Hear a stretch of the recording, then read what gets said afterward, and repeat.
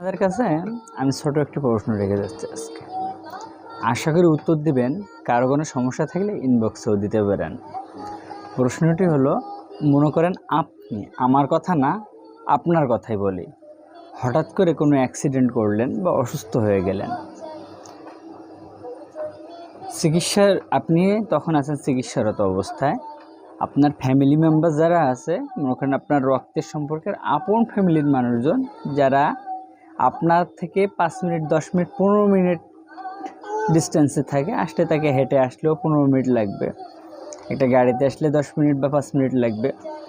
সেই মানুষটা যদি আপনাকে দেখতে না আসে, তাকে তার আপনার জন্য কোনো সময়ই নাই, সে জানার পরেও আপনাকে কোনো ভ্যালুই দিল না, যে আরে অ্যাক্সিডেন্ট করছে, মারাত্মক আকারের অসুস্থ, তো কি হয়েছে, আমার তাকে দেখতে যাওয়া লাগবে কেন? সে সব জায়গায় যেতে পারতেছে। মনে করেন যে সে এমন কোনো কাজে ফেসে নাই যে সে আপনাকে দেখতে আসতে পারতেছে না। সে মনে করেন যে তার দৈনন্দিন কাজ করতে পারতেছে, অন্য অন্য রিলেটিভের বাসায় যাইতে পারতেছে, বা সে বিভিন্ন জায়গায় ঘুরতে যাইতে পারতেছে, কিন্তু আপনাকে দেখতে আসলো না। এখন তার কিছুদিন পরে মনে করেন যে আজকে ঈদ, কিন্তু আপনি বাড়ির এমন একজন পার্সন, ততটা ইম্পর্টেন্ট কেউ না।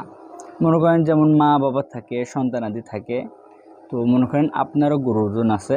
তো তারা যখন কোনো কাজে ফেল হয়ে আপনার কাছে আসবে যে ওই মানুষটাকে একটু ফোন দাও, ওকে একটু আসতে বলো, আপনি কি করবেন? অবশ্যই জানাবেন। আমার কথাটার মিনিং কিন্তু খুব ডিপলি, কেউ হালকাভাবে নেবেন না। একটু গভীরভাবে ভেবে উত্তরটা একবারের জন্য হলেও আমাকে জানিয়ে দিবেন। আমার আত্মাটা একটু প্রশান্তি পাবে।